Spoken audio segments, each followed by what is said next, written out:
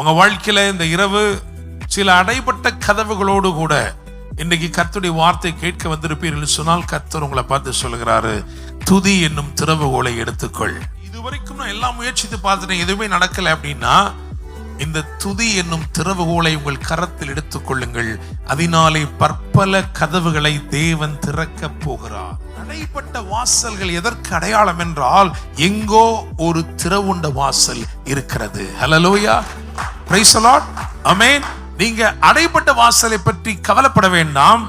அதை அடைக்கிற ஆவியானவர் உங்களுக்கு ஏதோ ஒண்ணு திறந்து வச்சிருக்கிறாரு. இப்ப நான் தீர்க்க தரிசனமா சொல்றேன், ஏதோ ஒண்ணு நீங்க செய்து கொண்டிருந்து பாதியிலே ஒரு போராட்டம் என்றால், இன்னைக்கு ஆண்டவர் சொல்கிறாரு, you will continue it. Praise the Lord. நீ திரும்பவும் அதை தொடருவாய். நீ எதை செய்ய தொடங்கினாயோ அதை செய்து முடிப்பாய். உன்னுடைய விருப்பத்தை வாஞ்சையும் நிச்சயமாய் நிறைவேற்றும்.